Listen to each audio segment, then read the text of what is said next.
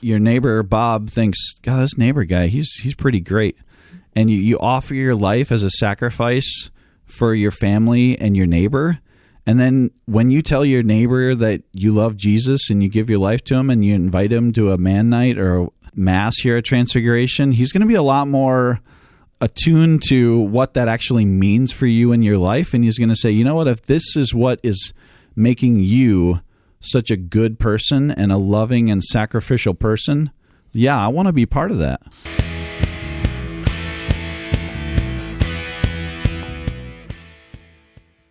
All right, welcome to Transfiguration in Oakdale. Transfiguration exists to bring all those in the East Metro to Christ, the source and summit of our daily and eternal lives. And we hope that these podcasts do some of that. Otherwise, we're going to stop doing them. If they're not helping people come to Christ, or at least convicting people to talk about Christ in their daily lives, or talk to their neighbors about Christ, or bring themselves or their family to Christ, or if people just stop listening, then we'll just stop doing them, or we'll try to do them better, I guess. So your feedback is great. If you're watching or listening on YouTube, hit that like button. If you're listening on a podcast app, give us a review. Give us a review. You can write some comments, but reviews are great. Send it out. We are sitting down today with Daniel Orsinger, and he is, did I say that right? Orsinger. So Orsinger. Like an oar that you row with, and then like a singer, like an operatic singer. Orsinger. So, yes, Daniel is our communications expert at Transfiguration. So we're going to be... That's a really intimidating title, like expert. Yeah, well, that expert is used loosely these days. So Sure. Sorry. No, you're good. It's by default. You are the expert because you are the main person worried about our communications and all that type of stuff. This is true. So first, we want to just get to know you a little bit because we are a community of people. We're not just experts trying to church it well here at Transfiguration. We're trying to grow a community of people. So in order to listen to you a little easier, it's good to get to know you. So who are you? Now, we'll try to be brief, obviously, in like a 20-minute. Yeah. When I was 4, I had this experience on a cold winter night. No, just what brought you to Transfiguration, and what has been your experience here about bringing Christ to the East Metro, or just bringing Christ to people in general? What's your kind of thoughts on that? Sure. And a little bit about your beautiful family as well. Yeah, absolutely. So I'm originally from Iowa. I went to school in Kansas where I met my wife, who's from here, the Twin Cities. She grew up in the Highland Park neighborhood. And we ended up going over to Columbus, Ohio to do campus ministry with St. Paul's Outreach, which is a ministry out of St. Paul, Minnesota. And we moved back here to her hometown about a year and a half ago. She still works with St. Paul's Outreach. But now I'm working here in a field that is new to me, but it's a field that I've had, I guess you could say, working competency in because communications has been a part of my life as a millennial, kind of on the cusp of like Gen Z generation. So I've grown up with technology being a huge part of my life, social media, things like YouTube, Facebook, Instagram. Phones, like smartphones, was like a huge thing for me when I was coming of age. So it's been a skill that I've learned over the course of my life that I'm now able to implement and serve the people of Transfiguration with. And it's been a huge blessing to be here for the past 3 months, I believe it has been. That's it? I think it's only been 3 months. Yeah. Feels longer. Yeah. I think that's a good sign. I hope so. Yeah. But no, we live in Stillwater now. And we just had a baby back in January 24th. Her name is Ruth. So she's 9 months now, and she's the light of our world. She is getting a little bit too big for my preference. I wish she kind of slowed down on some things, but and at the same time, I love to see my child learn new things and mature. It's beautiful in that way too. But sometimes I get a little sentimental, I guess you could say, about seeing her grow up. And yeah, she's now starting to walk around, not like by herself. She's like pulling herself up on top of things and like shimmying back and forth. Sometimes she'll like let go of the things she's holding on and like balance herself for a little bit. She's pretty active. She's a mover. She's very active. We bring her to Mass and we can hardly get her to sit still. She likes to wiggle a lot and she likes to be put down. She can crawl on the floor. Yep. Pretty soon you'll be in the gathering space with her just running around, and you're going to have to navigate trying to be present at Mass as a dad or a mom and trying to pray the Mass. Right. Which I actually heard an encouraging word from Father Mike Schmitz recently, kind of about that.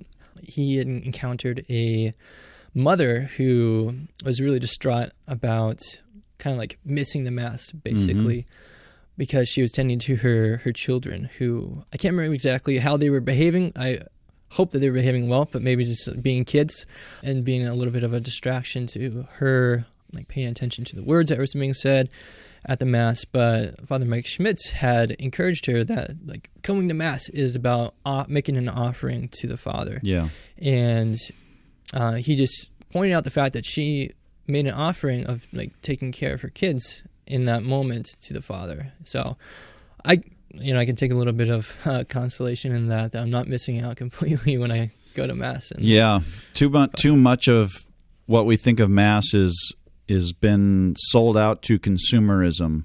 I go somewhere where I get fed and I get this and I hear good preaching. That's not what the Mass is about. It's an offering. It's an obligation.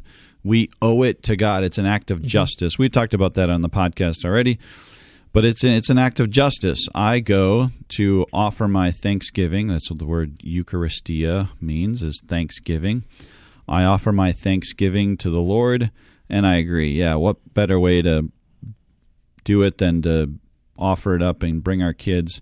I heard one of your sisters-in-law, I don't know how to say that correctly. I think it's sisters-in-law. Yeah. Sister-in-law. It's singular, it's sister-in-law. And it's I heard one of your sisters-in-law.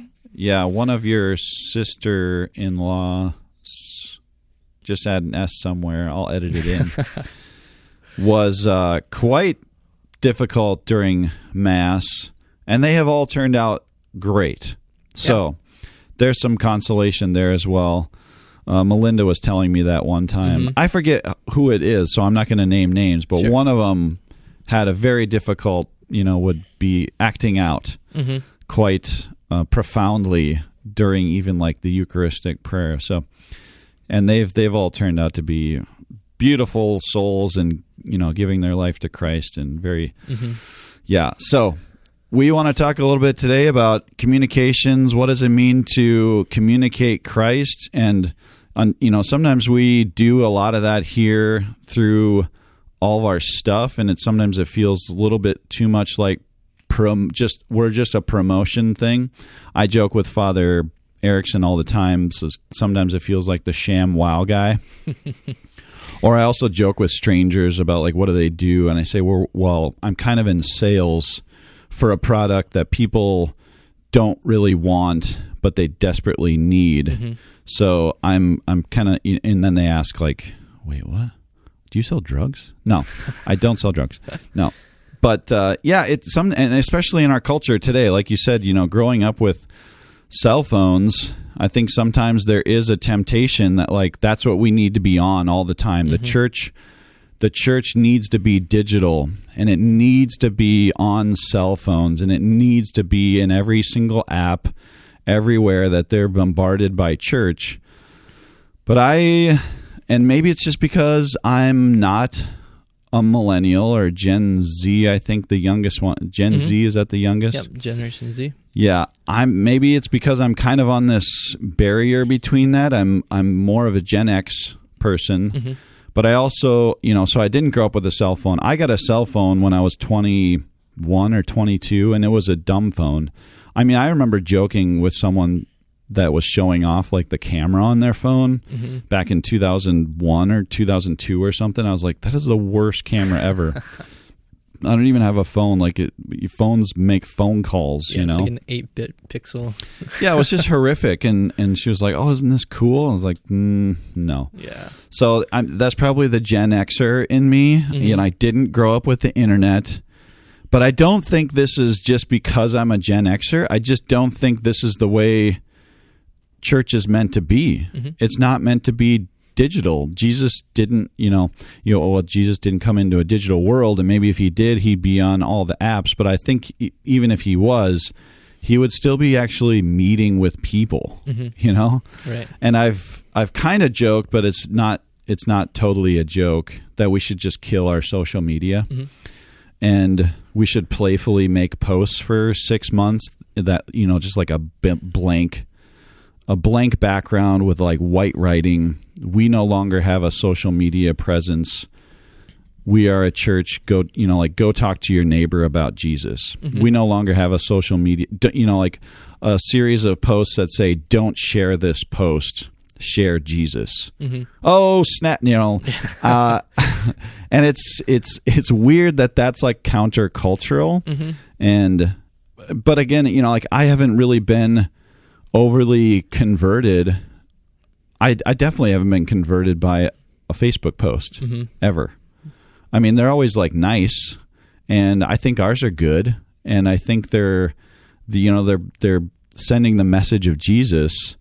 But I've mostly been convicted by people's lives. I was convicted by some saints. When I went through confirmation, you had to pick a saint, and also people that I met. I can still think of Father Kevin Finnegan giving a talk.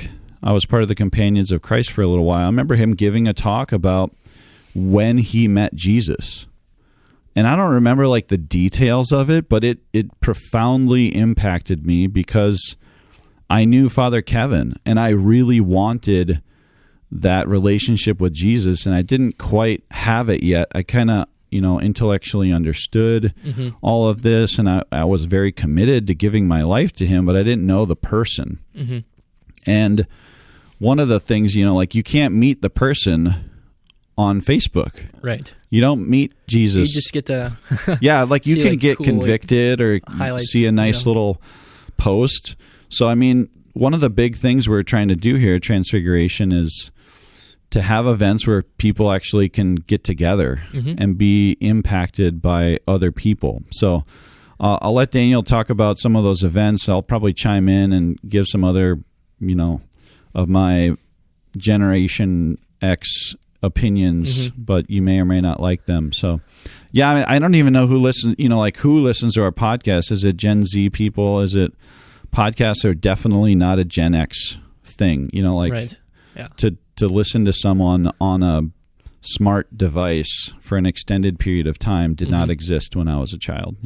Right. You go for bike rides and the only thing you get to hear is wind and cars. You don't listen to the scripture or a podcast or something. So yeah, we have a number of events coming up and we want to highlight some of them, and the focus of them is to get people together and actually share life together. Right. Yeah, so you want to highlight some of those, Daniel? I think we have some even coming up in the next week, within the next week. Yeah, absolutely we do. But yeah, just as a background from what we're coming out of this past year and a half of, a lot of social isolation, it's really vital that we have this kind of response in the church to really be emphasizing community gatherings. One of the things that we have coming up here on November 12th is a movie night for anybody. The whole family, we're going to be watching these world-renowned TV series put out by Angel Studios called The Chosen, which chronicles the life of Jesus and his disciples. And just to give a little promo or testimony, I guess, I'm not being paid by Angel Studios or The Chosen to say this. Not yet. We're not getting. We're not sponsored yet. Yet. Hopefully soon. Keyword is yet. But it's really powerful. When I first encountered it, I was like, this looks like an interesting show.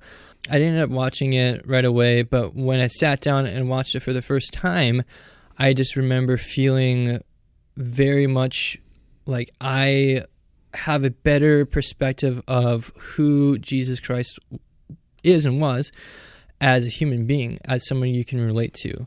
The actor who plays him, name is escaping me. Jonathan Rumi. Yep. Phenomenal actor.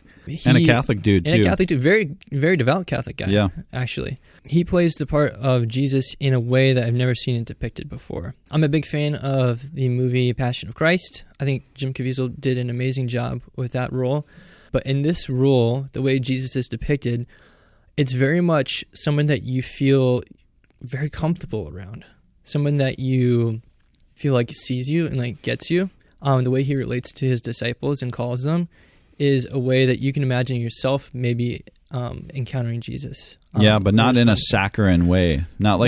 He's not like a sweet old lady. Right. You know, he's also quite convicting. Exactly. And he confronts the disciples in many ways. Like if you read the Gospel of Mark, you know, the disciples are kind of, and I think that in my head at least, that's probably where Dallas Jenkins is, you know, getting this, you know, the narrative in some ways is the Gospel of Mark. The disciples are kind of portrayed as, not quite getting it all the time. Right. You know, and Jesus has to correct them in minor and sometimes major ways to get them to, you know, get what he's really doing. I just want to chime in because I think The Chosen is revolutionary. Yeah. And I don't say that word flippantly. I don't think it's... So my experience was people started watching it. Season 1 came out. People started sharing it on Facebook and saying how great it was. But honestly, I kind of thought, yeah, right. We'll see. Like, I've seen plenty of Jesus shows. That was kind of like my reaction as well. Super cheesy. That's why I didn't watch it right away. Yeah. And even now, like promoting it, I can tell people are kind of looking at me the same way I looked at other people when they promoted it. I was like, okay, Jesus, I've seen the Jesus shows, and they're mostly pretty lame and cheesy. And Jesus Jesus is either caricature, you know, he's either some type of super saccharine caricature, you know, like, a lovey-dovey Jesus. Or he's like a really harsh Jesus, or you only get like kind of, you know, like the Passion of Christ, I agree with you, was revolutionary as well, but that's only depicting a small portion of Jesus' life, and obviously quite an excruciating portion of it. So, yeah, I was like, yeah, okay, yeah, we'll see. And I don't even remember the first episode I watched. I think I probably saw... maybe a clip, you know, someone was sending a clip, and I was like, holy cow, this is nice. Like, this is like really well done. The cinematography even is like excellent. I think the cinematography, the music is one of the best. Acting alone. I completely agree. The scene setup is amazing. The lighting is amazing. And I also think the acting is really good. A lot of times, in my experience at least, with lower budget things, is the acting is cheesy. And it's like over the top, you know, like, and people are unrealistically acting like you're going to see like a high school play. Right. You're like, okay, yeah, this is nice, and I'm glad I'm supporting it because it's Jesus and all. You almost feel obligated to support it just because it's Christian, right? But this is not it. No, this is not The Chosen. The Chosen is powerful. I have cried so many times. I feel like a weeping little teddy bear crybaby because I've been brought to tears almost in every single episode, and I think it's exactly what Daniel is saying, is because I can relate to these characters. And if you imagine, and I'm going to say this when we watch the movie together next Friday, or this Friday, where this is coming out on Sunday, this coming Friday, is that if you can just picture yourself, Jesus saying these things to you, because I've been the woman at the well, you know, not exactly her story, but I've been the person caught in sin or addiction, or the person that's just can't feel like they get a break, or the person that's, you know, been lame from injury or disease, and Jesus comes and says to you, I know you. I just watched a little clip of Jesus talking to Peter's wife, and he heals his mother-in-law.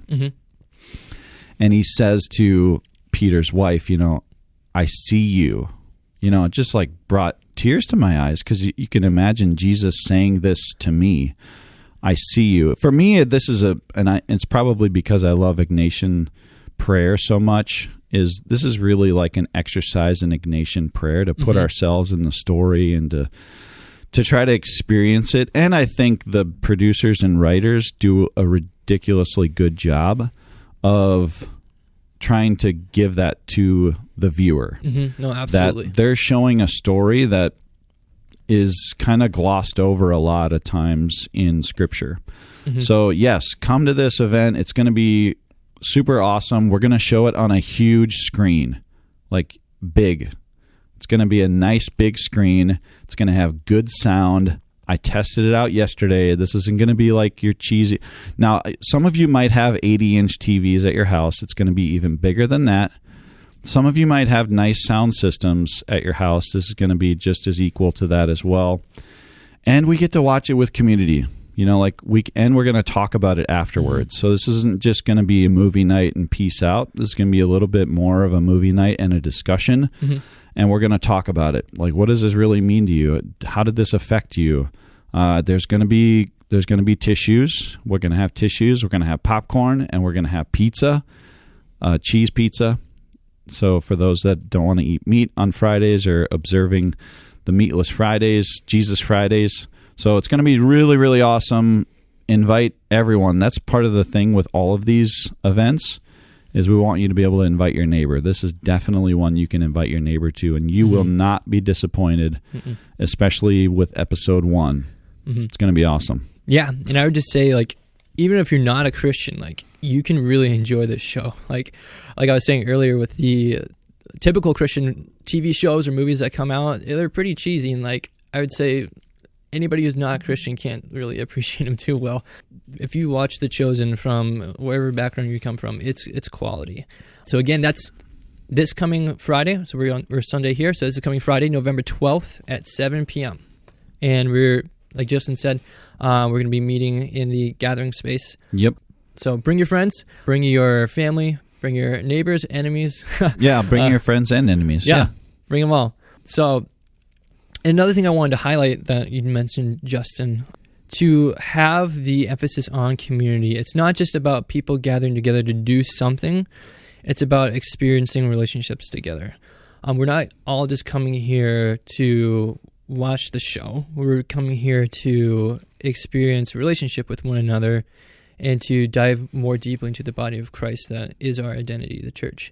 So we got more things to come. Picnic. We have a parish picnic that's coming up pretty soon here, November 21st at 11:30, just following the 10:30 a.m. Mass here.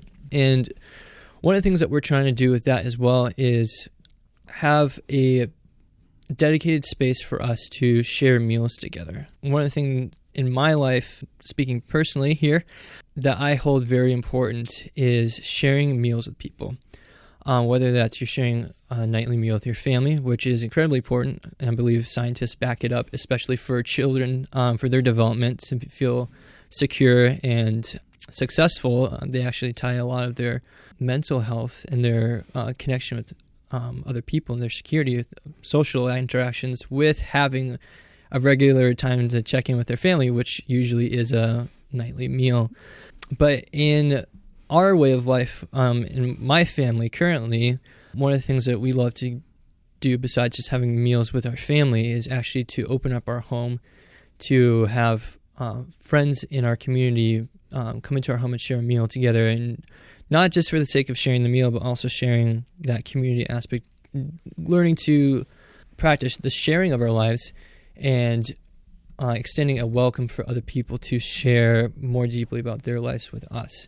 Some people who might be viewing this or listening to this on our podcast, on your podcast app or on YouTube, you might be familiar with the concept of opening the Lord's Day, celebrating the Lord's Day, which is tied back to ancient Jewish traditions, where you would open up the Sabbath or Shabbat.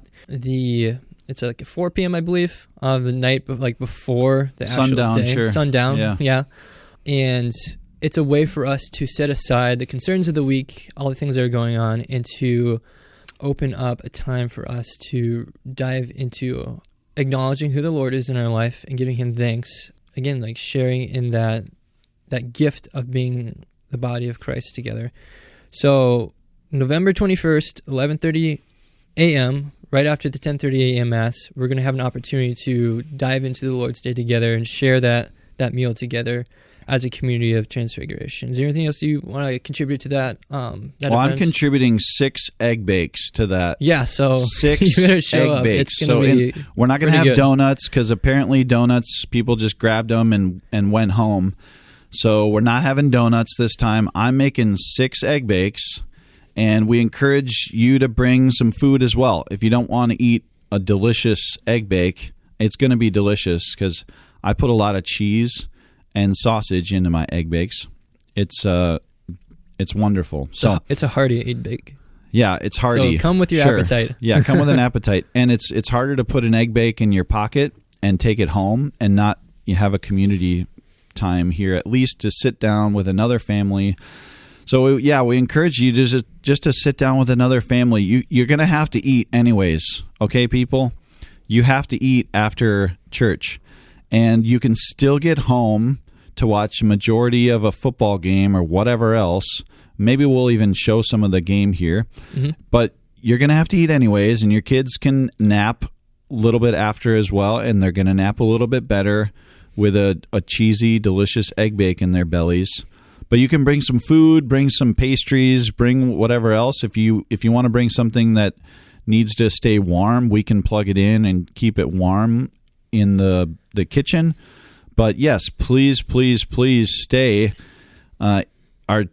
Sometimes just coming to church is just like, well, I'm going to check that off the box, and I got my Sunday obligation done. Paid my dues. Yeah, but we really want to build a community here, and not just because we're trying to pay bills or something silly, because we actually think that community life is more advantageous to flourishing in the Christian life, mm-hmm. but also just who we are as humans. We are a communal people. Mm-hmm. We are not meant to live on a computer and digitally and separated from everyone mm-hmm. else. We are meant to live life together. And exactly. Also, I get to know my neighbor a little bit. And when I get to know my neighbor, it might not be my direct neighbor, but here at Transfiguration, the family that sits next to you or something, I get to know them. It's easier to give them the benefit of the doubt when their little kids are screaming or something, mm-hmm. and you get annoyed with them, but also we're meant to care for each other, and you can't really care for each other if you don't know what each other's needs are. Exactly. And if you don't actually sit down and talk with people, you're not going to know their needs, and you're not going to care for them.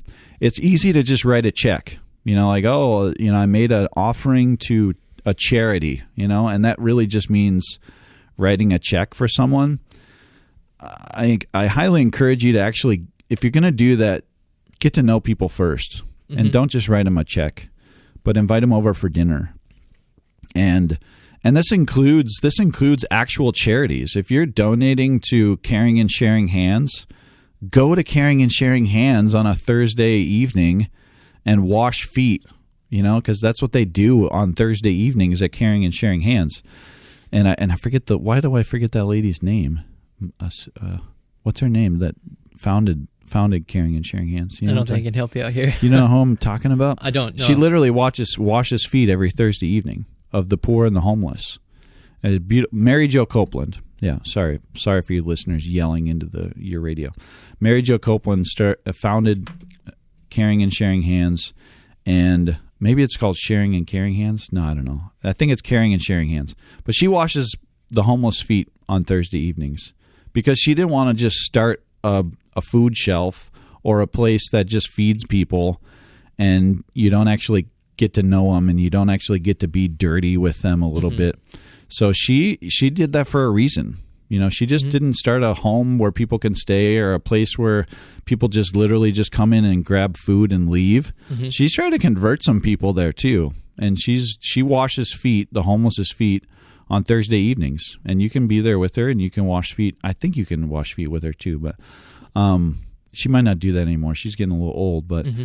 I hope they really can continue to do that. And we want to be able to do that here at Transfiguration too, and not just donating to our local food shelf or whatever else, but also caring for people. You'll find out, I borrow out my chainsaw often because chainsaws are kind of expensive. I bought mine secondhand anyways, but I borrow my chainsaw out often because sometimes people just need a chainsaw, especially in the fall when trees are dying and they're cutting them down, or you're getting ready to clean your yard up. I wouldn't know who needs my chainsaw if I didn't actually talk to people about their life. Hey, what are you doing this weekend? Oh, I got to chop some stuff down. And frankly, I love, using a chainsaw. It's just fun. My dad brought us up using chainsaws when we were very young. So I like using it. I like sharing it. That's a way to show people you care, that you're actually talking to them about their life and their weekend. You might find people that are really interested in the same stuff you are. You might find your new best friend at this picnic, Just give it a chance. Please show up. You can bring some food or not. You can just eat my egg bakes that I'm bringing. So I'm hoping that feeds about 60 people, or at least 60 servings of egg bake. So I'm just going to make sure I have enough pans for those things. But yeah, tons of egg bake. Bring some fruit or veggies and maybe some pastries, and we'll have a good time. Yeah. Yeah. What else you got on there, Daniel? Another thing, this just started actually November 1st. We have Walking with Purpose, which is a women's group that meets on Tuesdays and Wednesdays. Not necessarily the same group. There's multiple groups, but they share Tuesdays and Wednesdays as times for meeting. And I believe they're working through a book right now. Yeah, about friendship. About friendship. Yeah. So very, very appropriate, right? Yep. And yeah, Justin, would you want to share a little bit more about the numbers and how people reached out to each other to get this thing started? Yeah, I think there's about 80 women right now, which is really awesome. It's the most we've ever had. And I think because there's a yearning for people to get back together. I think there's a yearning for people to get off of digital life and get back together. And this is for all you people that think like, oh, the church needs to do a better job of updating their website and having a more beautiful blah, blah, blah bulletin. Or I didn't see it in the bulletin for 6 weeks in a row. And Father didn't make an announcement about my thing. Well, Father didn't make a single announcement about Walking with Purpose. Now, it was in the bulletin. It was on our website.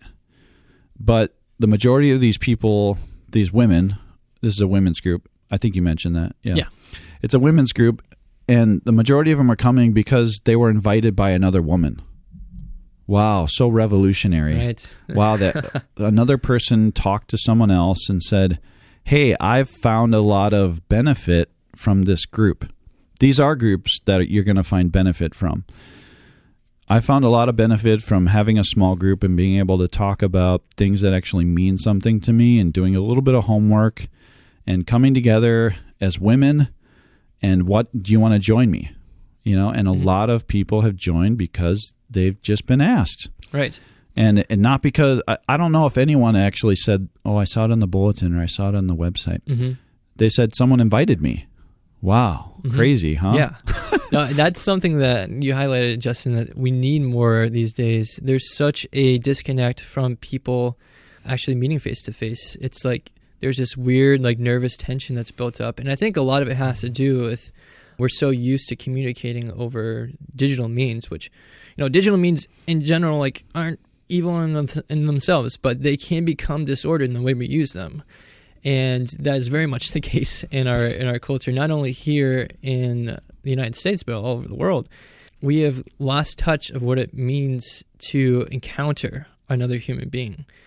And having a emphasis in our outreach here at Transfiguration to make that personal invitation is monumental, particularly in this day and age where it's actually more extraordinary because of the lack of it going on, that when someone actually invites you into something face-to-face, like in a personal encounter, it's way more impactful. And you don't experience that by getting a text or someone blasting on social media and you just happen to see it and oh, I'll show up. Having somebody that one, notice that this is something you could benefit from coming to this, but I cared enough about you to even ask you to come to it. Yeah. I think you mentioned it very well, and it's accurate, and I'm just waiting for the sociologists to catch up to, and I think they have in some ways, to show us the actual benefit of being more personal, because there's levels of what you can do to invite someone to something. I can share it on Facebook, ridiculously unpersonal, because it's going to all of my 722 friends. I think that's what I'm up to. I don't really have 722 friends, obviously. Mm-hmm. No offense to anyone who's on my Facebook friend that I don't ever talk to. Isn't it like Plato says you can only have like 2 or 3 friends? Yeah, real friends. Yeah, exactly. The next thing is like a text. Mm-hmm. I mean, you can even on social media, you can send a personal invite, but again, how personal is that? You're literally just clicking a button. Mm-hmm. You can send a text, which is a little closer because you actually have to have their cell phone number, and maybe you text them every once in a while. But and then you can call them, which is a lot closer because you actually took some time to encounter them instead of just sending out a blasted text message. Or you can also invite them in person. Mm-hmm. And I think we would all agree the latter is the most powerful. Mm-hmm. To have someone look you in the eye, and I know it's difficult. It's so much easier to check off I did my duty and invited people mm-hmm. by sending it on Facebook. But that's just not how we work as humans. Mm-hmm. It's really easy to say, well, I invited 5 people via text. Right. It's a lot harder to say I called 5 people. And it's even more hard to catch them after Mass and say, I invited 5 people in person. Mm-hmm. And I actually said, I find a lot of value in this program or this event, and I would like it if you came with. Mm-hmm. Just think about someone in your life doing one of those things. Which one actually means something to you? And if our faith really means something to us, then we should do it. And if our faith doesn't mean that much to us, we should think about that as well. That'll mm-hmm. be I think that's the next podcast, actually. First things first. A follow-up of the Vice of Nice conversation. Our next conversation is going to be first things first. Mm-hmm. Because being nice, that's kind of the thing, is like being nice is the highest value these days. But that's just not the highest value even close as a Christian. No. It's like 3rd or 4th. And it's actually just a result of being a good Christian. You're just going to be whatever the culture says is nice. And actually, sometimes you're not going to be nice because mm-hmm. of that. But yeah, so ambiguous. Yes. So invite the woman in your life, whoever that is, your sister, your mom, your wife, your whoever, to come to this Walking with Purpose. You haven't missed the boat. This is coming out on Sunday. You've only missed 1 week. So I don't think you've even missed a ton. So you can still sign up. And then this is, I think, an 8-week program. It's going to end right before Christmas. And then after Christmas, it's going to start again. So we're gonna do a different program after Christmas, but we're going to have another one after Christmas as well. So if you don't sign up right now, you can sign up for the one in January as well. Mm-hmm. Yeah, and the last thing I wanted to mention is that we have men's nights and women's nights starting up as well.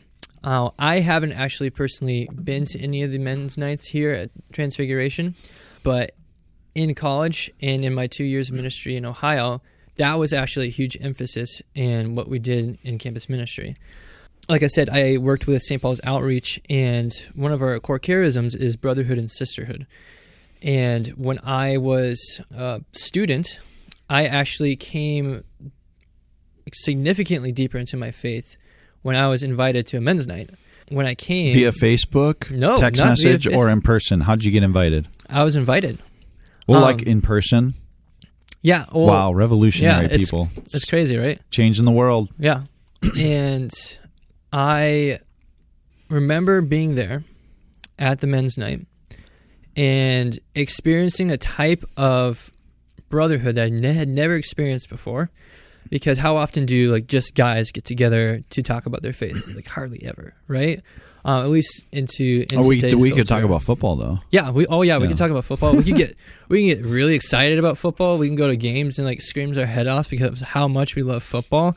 But do we do that about our faith? I think it's lacking there a little bit. But when I went to this men's night and I encountered other men who took their faith seriously, who were excited about their relationship with God, and who supported each other in that pursuit, it transformed my life in Christ significantly. And I was like a fairly devout person in my faith at that point in my life. It wasn't like I was some heathen coming to this revival or anything like that. Yeah. It was like, it was transformative in the way I experienced the Lord and his relationship with me. Not only did I know that he wanted me to have a relationship with him, he wanted me to have an intimate relationship with him that I can share with my brothers. And that's something that we need more and more these days as the culture is kind of tearing down. And I'm speaking mostly about brotherhood, but the same applies for sisterhood as well. And the reason why we have women's ministry in our women's nights going on as well. But the culture is really tearing down our natural desire for, or I should say, they're discouraging our natural desire to seek out exclusive men relationships and exclusive women relationships in contexts like men's nights, women's nights, of like getting together and like really bonding in that way. That's not to say that men can't have friendly relationships with women, which like I mean that in a way that like obviously we can carry out social discourse, right, with each other and be friendly with each other. But our culture would have us believe that like seeking out that in a intentional pursuit would be like the ignoring of the other gender, and like even like the suppression of the other gender. That pursuing, like for guys to really pursue friendship with other guys, and for women to pursue friendship with other women, is some sort of like old-fashioned like suppression, like I mentioned, that we're not living the free relationships that we could be having if we just excluded that pursuit from our life and just like pursued relationship with anyone, no matter their gender or the context, like pursuing relationships as each relationship is equal, which is not the case. I can't learn how to be a man from a woman, and a woman can't learn from me how to be a woman. We're getting banned from YouTube just by saying this now. Yeah. Yep. All the censors are probably coming up right now. It's not very nice, Daniel. Yeah. No, I completely agree. Yeah, it's exactly true. I can't learn how to be a mechanic from an artist. Exactly. You know? Yeah, that's a good analogy. I need to go to a mechanic. Yeah, and talk to him or her about how to be a mechanic. Yeah. You know, Mm-hmm. I'm not gonna get a lot of help from my ladies group about how to be a man. Mm-hmm. You know. And I think, well, fundamentally, they just kind of disagree that there's really a difference anyway. So, right. Yeah, these men's nights, and the goal of these nights is to have some fun. And what you can do is you can invite a neighbor to. So we're kind of getting away from the men's and women's nights that it's just adoration and a talk and confession and then a little bit of, fellowship with food and whatnot. The idea is it's going to be a lot more social and to have a little more fun. I'm still trying to nail down someone to come in for a whiskey tasting. I've had a number of phone calls out and haven't gotten back. So we're trying to have a whiskey tasting for the first men's night. It's going to be fun. Don't worry, you're not going to get drunk. This is just like tastings, okay? They're going to be little tastings, a little bit of fun. And maybe you can purchase some of those whiskeys for your enjoyment for, have some other dudes over to your house afterwards or in the coming months. We also have men's groups. So this is a little bit further of a relationship with these guys, and you're diving deeper into some discussions, but also just sharing life together. And this is what the women have for Walking with Purpose.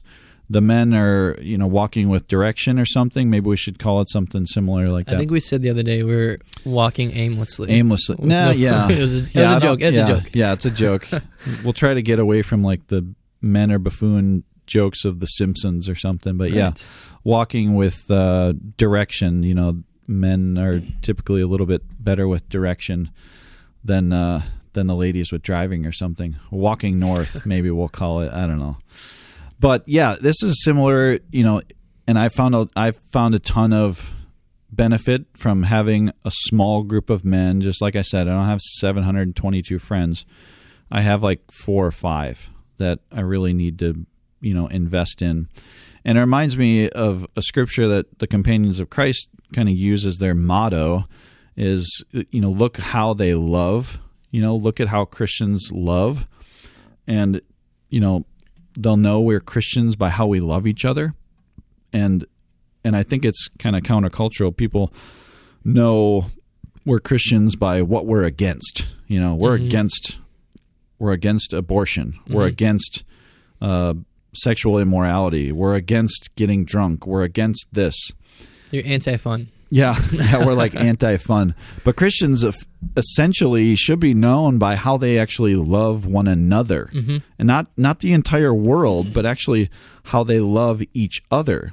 So when people see the value of, Transfiguration or the Companions of Christ, they'll see the value by how we actually care for each other. And we need to know each other in order to care for each other. It's like a broken record here, but I want to reiterate it because we just don't get it. Coming to, being a Catholic is not just going to church on Sunday. Okay.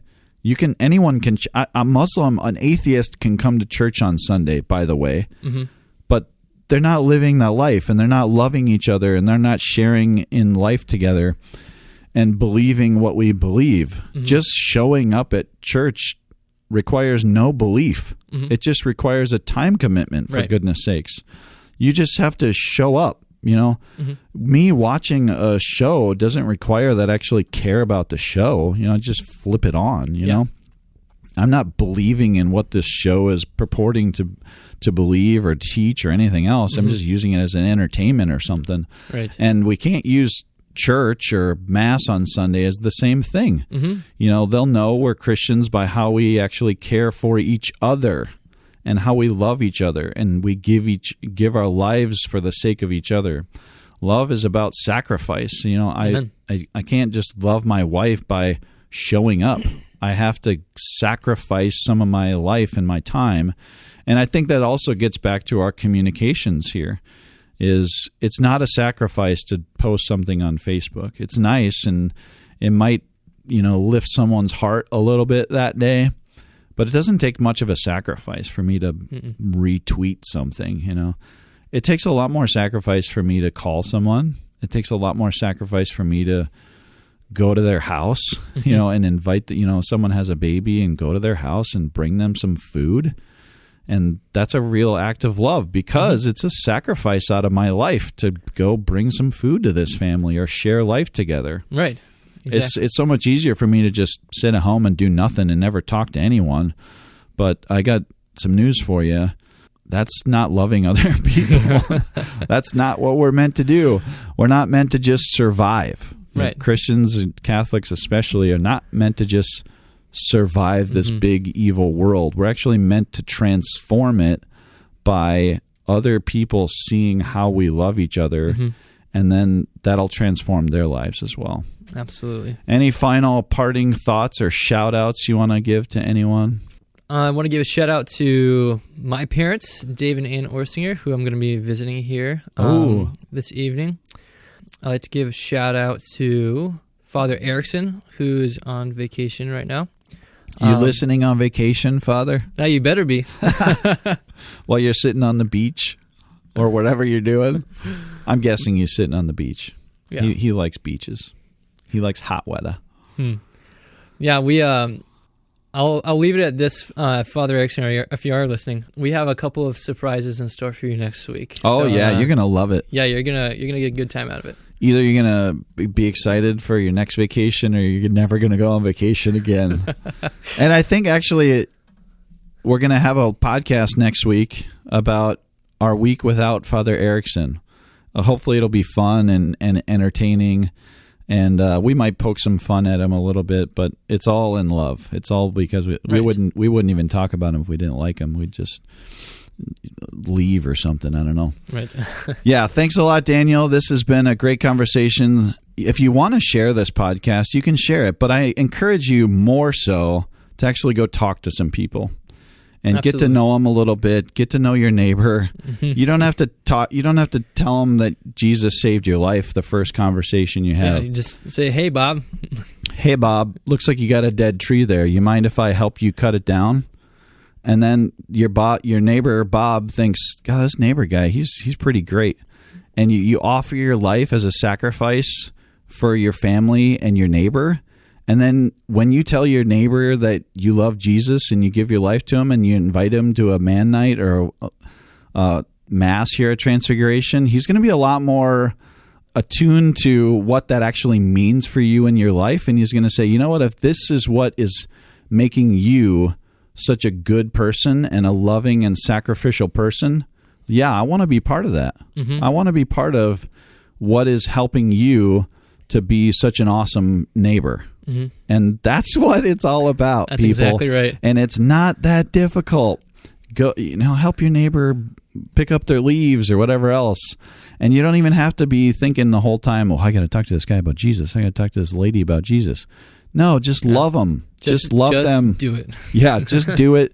Go love your neighbor and your friends and sacrifice for them and show them what it really means to be a Christian. Give your life for others. Amen. And they'll find out, and then you can talk to them about Jesus. Maybe you're having to talk to them about Jesus. They might start asking you about where are you getting this source of goodness and sacrifice, and then you'll just say, well, actually, Jesus Christ offered his life for me, and I thought I'd probably just do the same thing. Yeah. So don't share this podcast. Listen, go do it. Go talk to some people. Just do it.